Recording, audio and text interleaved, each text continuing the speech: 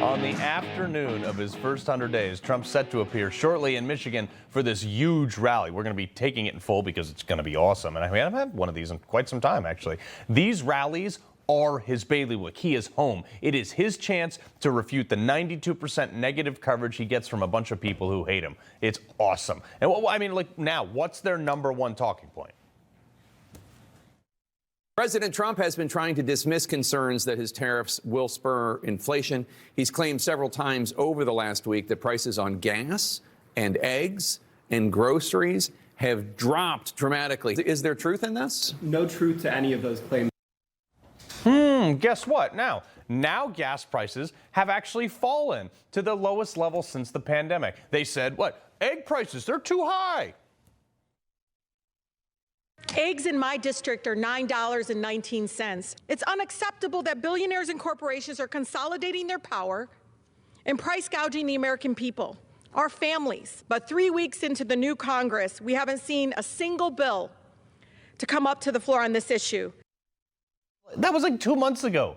Well, now egg prices are down, actually down 50%, lady. Okay, so what do they do now? They find some obscure congressman out of Michigan to file articles of impeachment. This guy right here. What are the charges, too? He files charges for obstruction of justice, abuse of power, usurpation of power, bribery, and corruption. Good luck with that. There is no basis for any of these charges. It will not pass the House. However, the guy could, I guess, force a vote. But the last time Democrats tried to impeach Trump, he became more popular. So go ahead, guys. I don't care. But who is this random guy from Michigan that no one has heard of until yesterday? Laura Loomer's timeline has all the receipts on this, by the way. Shri Thanedar. And this is where it gets really ironic, because one of the Democrats' main talking points is that they hated Donald Trump because he used the bankruptcy laws for his business. Shri, according to this headline, went from poverty in India to riches in St. Louis. Then he overreached and failed spectacularly. In that article, he brags an awful lot about how much money he had and still has. Basically, he founded a pharmaceutical company in Ohio, then went bankrupt, then founded another pharmaceutical company in Michigan. And this is where it gets really ironic. While he was running for governor in Michigan, he sold part of that new company and was accused of fraud for, and I love to say this, overvaluing his business assets. You believe it. It's just so ironic. He settled that suit 4 days before trial. It's just, the irony is too rich here.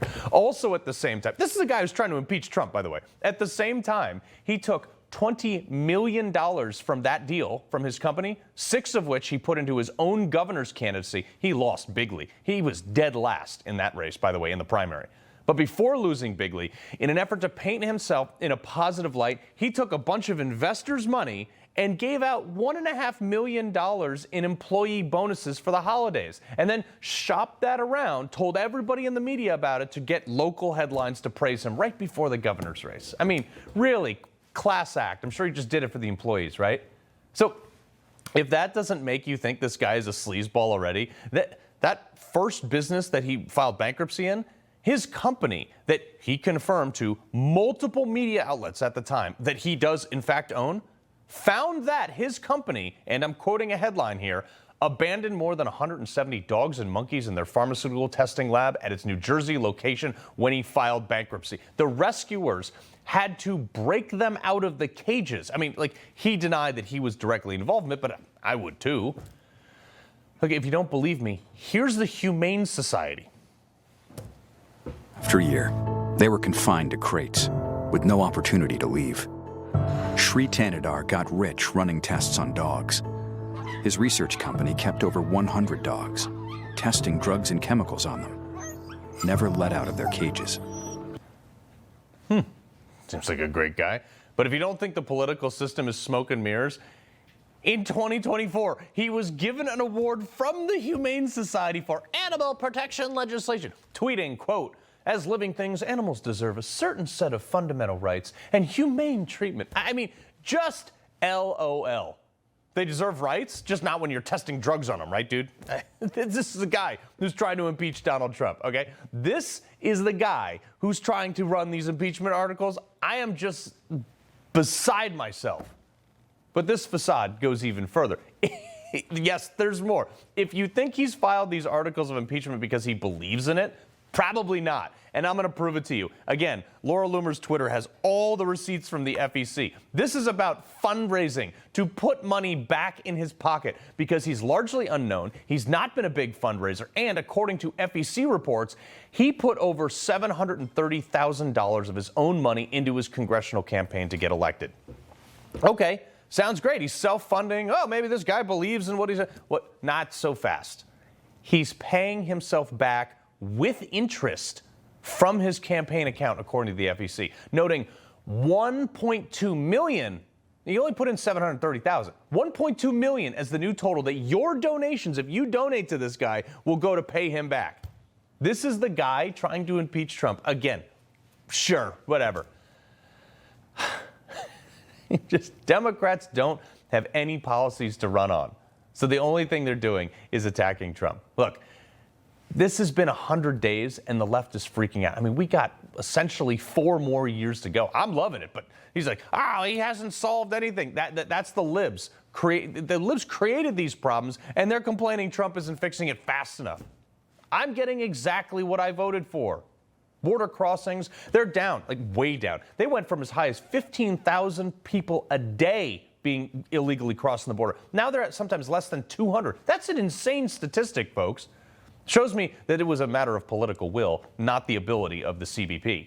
And the funniest part is that libs, they're mocking Trump about the fact that Obama deported more people than Trump. I know. The irony here is that they spent the last 12 years trying to hide how many people Obama deported, and now they're using it to hit Trump.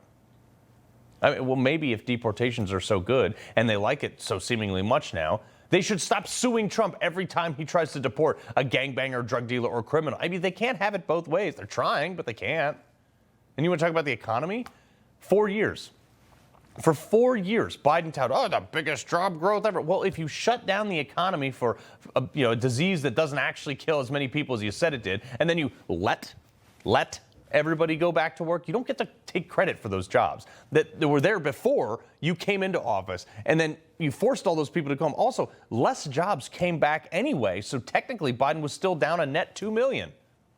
But in Trump's first 100 days, there has been a 74% increase in small business loans. 74%. That means there's 74% more prospective economic expansion in Trump's first 100 days than there was under Biden. So, and this is to the media, if you want to give Biden credit for anything at all, you have to give Trump credit for doing it 74% better. And the same manufacturing jobs that the same media that blurred out the illegal immigrant criminal posters yesterday on the White House lawn, that media told us that manufacturing jobs were gone, that they were not coming back. Yep, well, they are coming back, and with $7 trillion of new investment from other countries, too. So you try to impeach him all you want, random Michigan guy. Trump train is steaming full steam ahead, and I am here for it. He loves the Constitution. He fights for what's right.